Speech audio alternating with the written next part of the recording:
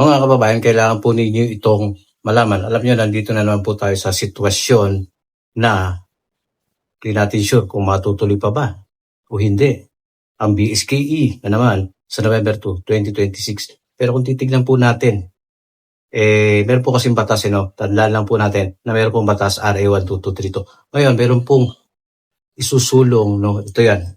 Pakita ko na lang sa inyo, rektahin na natin, author nito si Senator Amy Marcos. Meron dito nakalagay dated April 22, 2026. Senate SB number 2067. Ano ba itong SB number 2067 ito, Introduced by Senator Amy R. Marcos. An act, kaya na, sandali lang, makinig po kayo An act postponing the November 2026 barangay and sangguniang kabataan elections. Amending for the purpose Republic Act number 12232. Ayan, ito yung umiiral, 12232, appropriating funds, therefore, and for other purposes, be it enacted by Senate and the House of Representatives of the Philippines in Congress assembled. Yan, andyan yung mga section 1, 2, and 3, pero hindi na po natin babasahin yan, Kaya basta itong SB number 2067 ito, ang i-introduce ito para i-postpone ang BSKE sa November 2, 2026. Ang kadahilanan ay dahil nga po sa krisis, tataas daw yung mga pamasahe. November 2 pa po yun Masyado silang nag-advance.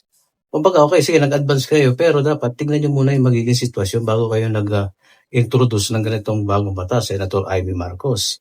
Paano naman po yung mga kabataan na nakapagparehistro na at umaasa na sila ay makakaboto sa November 2, 2026. Itong crisis ay umuhupa na po.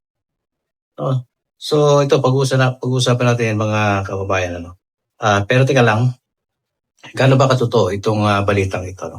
Pinorward sa atin ito ng ating kasama, na si Bro Coinersling. Thank you, bro, dito. At binasa ko naman At ito, actual nating titignan sa Google kung talagang itong na-introduce na itong SB number 2067 na ito, makikita natin yan dito sa Google. Sabik lang. Ito ang ginagawa ko dyan palagi pag may gusto kong malaman. Pumupunta ako sa Google. Tingnan natin, type natin SB number 2067. Lalabas yan kung meron talaga.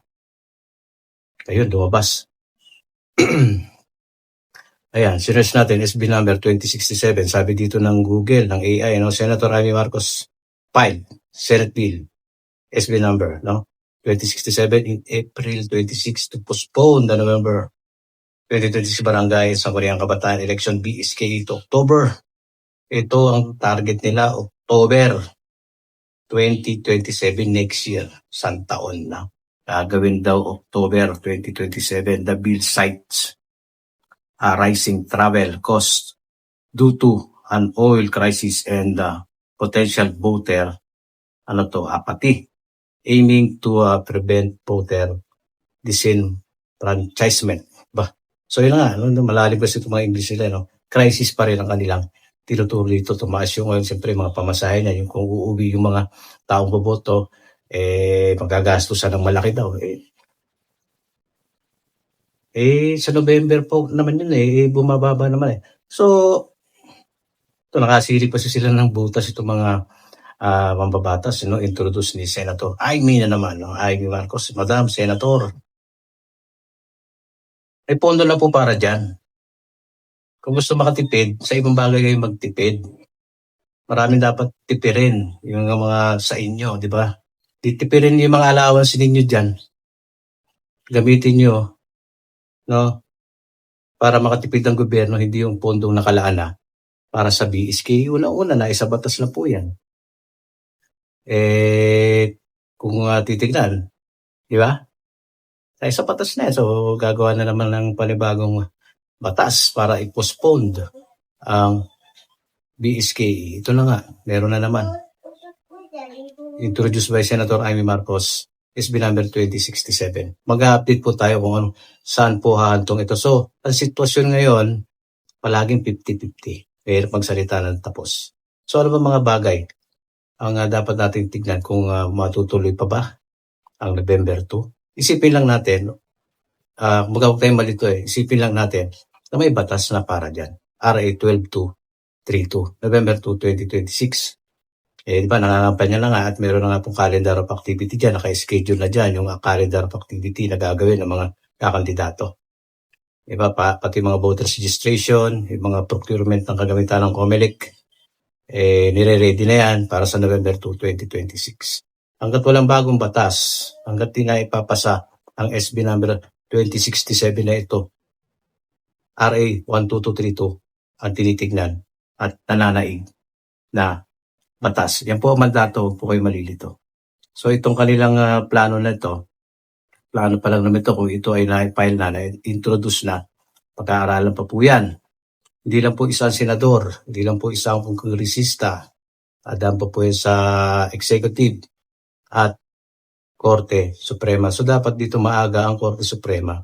Pwede na silang mangyalam dyan, magbigay ng opinion. No? Kasi kung alam nila magiging unconstitutional yan, hindi na dapat pang ituloy yung batas na yan pag-aaksay na lamang po ng panahon yan. No, kung magiging, alam nyo na ang resulta na magiging unconstitutional yan, huwag na ituloy. Kasi nga, bawal galawin ang pondo na nakalaan na dyan sa BSKE.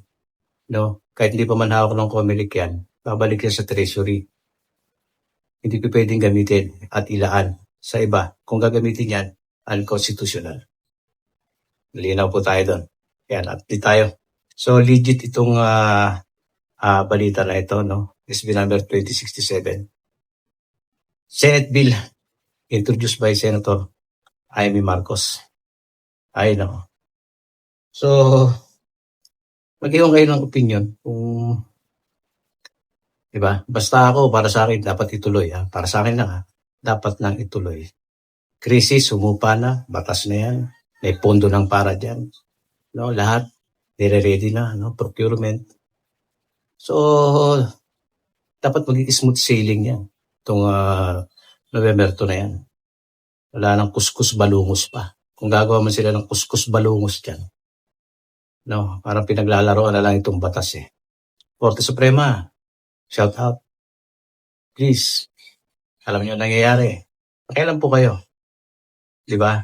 Dapat nang ituloy ang BSKE ngayong November 2, 2026. Kasi yung term setting bill na yan, naipasa nga yan. Kasi nga term setting bill is sinaayos ang termino. No, pero kung postponement, hindi yan mabigat na dahilan yung sasabihin ninyo. Hindi na pong mabigat na dahilan yan. Yung sasabihin yung tumaas ang pamasahe. Hindi. No? Kung gusto nyo magtipid, ibabaan ang sweldo nyo mga senador, mga kongresista. Yan. Ganda yan. Ibabaan mga sweldo nyo. Taghirap pala ang gobyerno. Gawin kalahati lang ang mga allowance ninyo, kayong mga senador, mga kongresista. Hatiin para makatipid. Ganon, kung gusto magtipid, talaki ng mga allowance ninyo, talaki ng mga sweldo ninyo. So, iwan kayo ng comment dito mga kababayan. Ano sa palagay ninyo ang masasabi nyo sa batas na ito? Introduced by Senator Amy Marcos. Ayan. Share, subscribe. Sa susunod, God bless.